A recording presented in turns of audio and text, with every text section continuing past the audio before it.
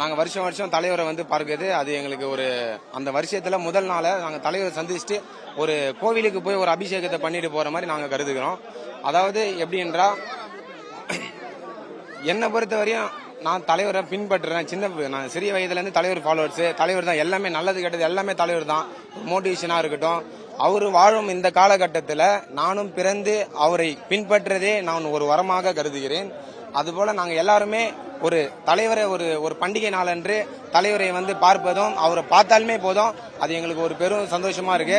எங்க ரசிகர் சார்பாக எங்க அன்பு தலைவர் அவருக்கு புத்தாண்டு நல்வாழ்த்துக்களை கூறுகிறோம். எப்பொழுதும் அவர் ஆரோக்கியத்துடனும் அன்புடனும் எங்களுக்காக ஒரு 75 வயதிலையும் இதுவரையும் நடித்து கொண்டிருக்கிறார். அதுவே எங்களுக்கு ஒரு பெருமையான விஷயமாக நாங்கள் பார்க்கிறோம்.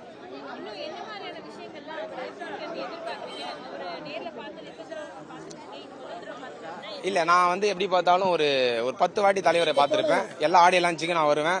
இந்த மாதிரி ஒரு பண்டிகை நாள் என்று நான் கண்டிப்பாக வருவேன். அவர்கிட்ட இருந்து நாங்க எதுவுமே எதிர்பார்க்கல. அவரை வந்து நாங்க பின்பற்றதே, அவர் கொடுக்கிற ஒரு மோட்டிவேஷனா இருக்கட்டும், அவரை நாங்க பின்பற்றதே எங்களுக்கு அதுவே போதும். அவர் எங்களுக்கு எதுவுமே செய்யல. நேர்மை, ஒழுக்கம், நேர்மை, அவரை நாங்க கடைபிடித்துன்னு வர்றதே, நாங்க ஒரு நல்ல மனிதராக வாழ்வதற்கு எங்களுக்கு ஒரு வழிகாட்டியாக இருக்கிறாரா, அதுவே எங்களுக்கு போதும். அவர் எதுவுமே எங்களுக்கு செய்யத்தால் அவர் உடல்நலத்தை சரியாக பார்த்து கொண்டு அவரு ஆயுளுடன் நல்ல அன்போடு இருந்தால் அது எங்களுக்கு போதும். இந்த ரசிகர்களை இதுவரையும் கொண்டாட வைத்திருக்காருங்களா, அதுவே அவர் கொடுத்த எங்களுக்கு ஒரு பெரிய ஒரு கிஃப்டாக நாங்க நினைக்கிறோம்.